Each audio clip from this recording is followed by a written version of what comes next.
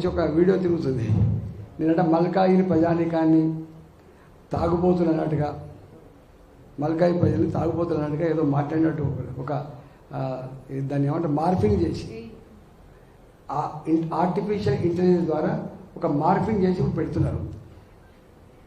నా గురించి ఇంత చరిత్ర తెలిసిన ప్రజలకు ఇట్లాంటి ఈ చిల్లర ఇవన్నీ పెడితే నమ్ముతారా ప్రజలు? చెప్పండి, నమ్ముతారా చెప్పండి? శవాలను మోసుకపోయినప్పుడు కూడా, ఉద్వేగానికి గురైనప్పుడు కూడా ఇట్లాంటి భాష మాట్లాడలే. అమరవీరుల శవాలు మోసుకపోయినప్పుడు కూడా మాట్లాడలే. రాజశేఖర్ గారు నన్ను పట్టుకొని తలకాయ ఎక్కడ పెట్టుకుని రాజేంద్ర అన్నప్పుడు కూడా ఈ భాష మాట్లాడలేదు. దీనికన్నా పార్లమెంట్ లాంగ్వేజ్ ఉంటుంది, గౌరవం ఉండాలి. రాజకీయ నాయకుల పట్ల, రాజకీయ పార్టీల పట్ల గౌరవం సన్నగిలుతున్నటువంటి ఈ సందర్భంలో దాన్ని కాపాడుకునేటువంటి బాధ్యత ఉండాలి. వీళ్ళే చిల్లరైపోతారు, రాజకీయ నాయకులు చులకనైపోతారు. మంచిది కాదది. దీని తప్పకుండా ఇవాళ ఏదైతే నేనట మల్కాయిని ప్రజలు తాగుబోతున్నట్టుగా ఒక ఆర్టిఫిషియల్ ఇంటెలిజెన్స్ ద్వారా మార్ఫింగ్ చేసి పెట్టి గెలిచే సీట్లు చేజార్చుకున్నాడు ఈటలా అని పెడుతున్నాడు. రేపు తెలుస్తుంది పరమర్థంగా బిడ్డ ఓట్లు పడ్డాక తెలుస్తుంది, రిజల్ట్ వచ్చాక తెలుస్తుంది ఈ సంగతి.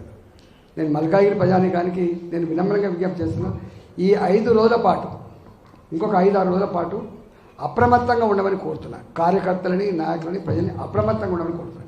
ఇట్లాంటి చిల్లరగాళ్ళు చిల్లర పోస్టింగ్లతో కన్ఫ్యూజ్ చేసే ప్రయత్నం చేస్తారు. దాని నుంచి ఎట్లా కాపాడుకోవాలని చెప్పి విజ్ఞప్తి చేస్తారు. వాళ్ళకు ఓడిపోతామనే భయంతో వాళ్ళు పెట్టిన దొంగ పోస్టులు ఏముంది చూసిందా? గెలిచే సీట్లు చేజార్చుకున్నాడు అని పెట్టారు చూడు. గెలిచే సీట్లు చేజార్చుకున్నాడు అంటే ఎటుపోతున్నది? ఏం చేస్తున్నారు? ఇదేం పని చెప్పండి. ఇవాళ తప్పకుండా దీని మీద ఎన్నికల కమిషన్కి ఫిర్యాదు చేస్తా. నేను ఎప్పుడు చేయలే కానీ ఇప్పుడు తప్పదు కాబట్టి చేస్తా. మల్కాయి ప్రజానీకానికి ఇలాంటి దొంగల పట్ల, ఇలాంటి దుర్మార్గుల పట్ల, ఇట్లాంటి చిల్లరగాల పట్ల అప్రమత్తంగా ఉండమని చెప్పి కోరుతున్నాను.